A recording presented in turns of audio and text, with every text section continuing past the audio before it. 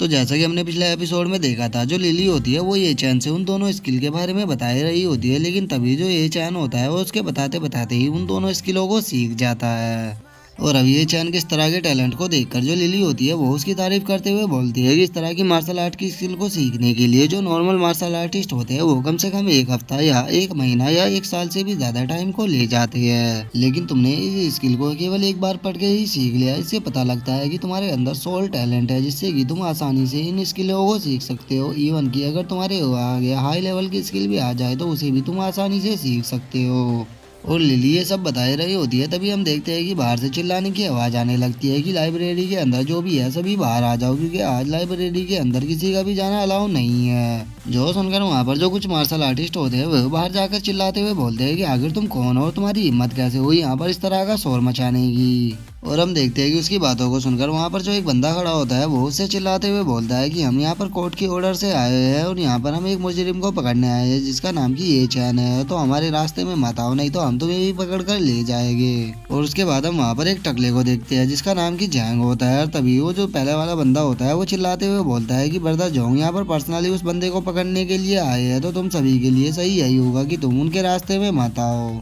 और उसके बाद वे सभी अंदर जाने लगते हैं और वे चिल्लाते हुए जा रहे होते हैं कि सभी हमारे रास्ते से हट जाओ और जो भी लाइब्रेरी के अंदर है वो लाइब्रेरी से बाहर निकल जाओ। अगर किसी ने भी उस क्रिमिनल को पकड़ने में हमारे सामने कोई बाधा उत्पन्न की तो वो भी उस क्रिमिनल के लिस्ट में जोड़ा जाएगा और उसे भी उसी के बराबर सजा दी जाएगी। जिसके बाद एक बंदा चिल्लाते हुए बोलता है कि ये चैन तुम्हारे लिए सही यही होगा कि तुम चुपचाप बाहर आ जाओ, क्योंकि ब्रदर जोंग तुम्हें पर्सनली यहाँ पर सजा देने के लिए आए हैं, तो अपनी सजा को आगे कबूल करो। जिसके बाद हम देखते हैं वो जो किवाड़ होते हैं वो धीरे धीरे करके खुलने लग जाते हैं। जिसके बाद हम देखते हैं जो ये चैन होता है वो बाहर आ चुका होता है और वो बाहर आकर उनसे बोलता है कि मैं जानता हूँ कि यहाँ पर तुम मुझसे अपना पर्सनली रिवेंज लेने के लिए आए हो, तो तुम यहाँ पर कोर्ट का नाम लेना बंद करो। जो सुन के जो उस टकले जैंग का बंदा होता है वो उससे बोलता है कि ब्रदर जैंग आपको इससे फाइट करने की कोई भी जरूरत नहीं है, क्योंकि ये एक ट्रेस है, इसके लिए तो मैं ही काफ़ी हूँ, तो आप बस इस फाइट को देखकर मजे लीजिए, मैं इसे बहुत ही बुरी तरह से मारने वाला हूँ। और उसके बाद वो चिल्लाते हुए ये चैन से बोलता है कि ये चैन मैं चोंगमाई रियलम की सेकंड रैंक पर हूँ, तो मुझे नहीं लगता कि तुम्हारे जैसा ट्रेस मेरा सामना कर पाएगा, तो तुम्हारे लिए सही यही होगा कि तुम अपने घुटनों पर बैठकर अपनी जान की भीख मांगो। जिसके बाद हो सकता है कि ब्रदर जोंग को तुम्हारे ऊपर थोड़ा तरस आ जाए और वो तुम्हारे हाथ पैरों को काट के तुम्हें जिंदा छोड़ दे।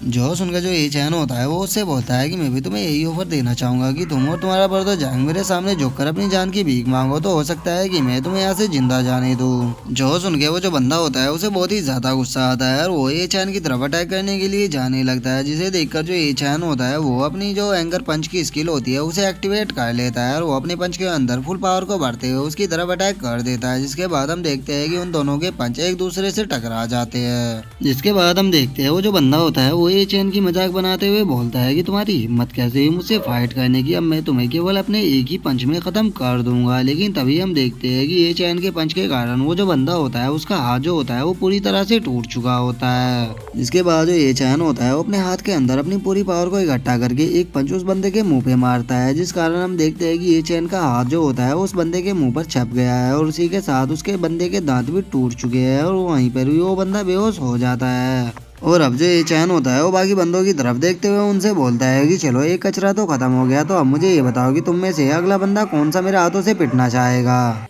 और अब ये चैन की इतनी पावर को देखकर वहाँ पर जो बाकी के बंदे होते हैं उनकी तो हालत ही खराब हो जाती है। तभी एक बंदा शौक होते हुए बोलता है कि इसने ब्रदर चोंग को केवल एक ही पंच में बेहोश कर दिया। तभी दूसरा बोलता है कि ये बंदा अभी अभी तो लाइब्रेरी के अंदर गया था, आखिर इसने इतनी जल्दी ही एंगर पंच स्किल को कैसे सीख लिया। तभी तीसरा बोलता है कि इसका सामना तो केवल ब्रदर जोंग ही कर सकते हैं, क्योंकि इतनी पावर ब्रदर जोंग के अंदर ही है जो कि इस बंदे को हरा पाए, हमारे अंदर तो इतनी पावर नहीं है जो हम इसके सामने भी खड़ा हो पाएंगे।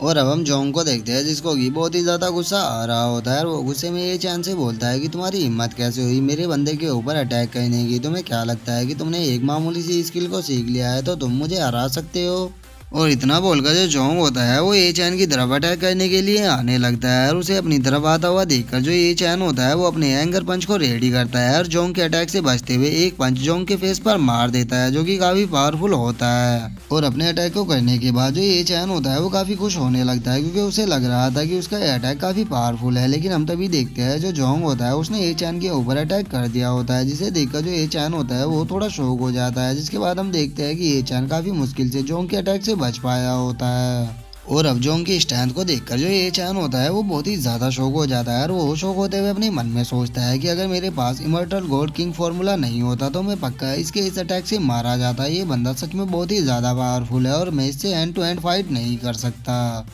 और अब हम जोंग को देखते हैं जिसको कि ये चैन के अटैक के कारण थोड़ी सी चोट आ चुकी होती है और वो गुस्से में ये चैन से बोलता है कि तुम्हारी हिम्मत कैसे हुई मेरे ऊपर अटैक करने की, अब मैं तुम्हें जिंदा नहीं छोड़ने वाला, मैं तुम्हें बहुत ही बुरी तरह से तड़पा तड़पा के मारूंगा। और इतना बोलकर जो जोंग होता है वो ये चैन के ऊपर अटैक करने के लिए जा ही रहा होता है, लेकिन हम तभी देखते हैं कि वहाँ पर कोई आ जाता है और वो बोलता है कि बहुत हुआ, अब इस फाइट को यहीं पर ही बंद करो। क्या तुम लोग भूल चुके हो कि लाइब्रेरी के सामने पर्सनल फाइट को करना अलाउ नहीं है। और उस बंदे को वहां पर देखकर जो जोंग होता है वो उसे ग्रीट करते हुए उनसे बोलता है कि एल्डर वोंग, मैं यहाँ पर पर्सनल फाइट नहीं कर रहा हूँ, बल्कि मैं तो यहाँ पर क्रिमिनल लॉ की तरफ से आया हूँ, क्योंकि ये जो है ये चैन है इसने एक बंदे का मर्डर कर दिया है, तो मैं इसे यहाँ पर अरेस्ट करने के लिए आया हूँ ताकि मैं इसे सजा दिला सकूँ। और वो अपने मन में सोचता है कि क्रिमिनल लॉ के ब्रदर किनिए के साथ अच्छा हुआ कि मैंने थोड़े कनेक्शन बना लिए थे, नहीं तो आज ये एल्डर वैंग मुझे यहाँ पर नहीं छोड़ने वाले थे। और जोंग की बातों को सुनकर जो एल्डर वैंग होते हैं वो उससे बोलते हैं कि अच्छा तो तुम यहाँ पर किसी क्रिमिनल को पकड़ने के लिए आए हो, लेकिन मैंने तो इस बारे में कुछ भी नहीं सुना कि किसी ने किसी का मर्डर किया है। और वहीं अगर तुम्हारी बात की जाए तो मैंने आज से पहले तुम्हें कभी भी अपने क्रिमिनल लॉ में नहीं देखा, तो क्या तुम मुझे अपना टोकन दिखा सकते हो। और अब एल्डर वैंग की बातों को सुनकर जो जोंग होता है वो थोड़ा डरते हुए उनसे बोलता है कि नहीं, मेरे पास टोकन नहीं है।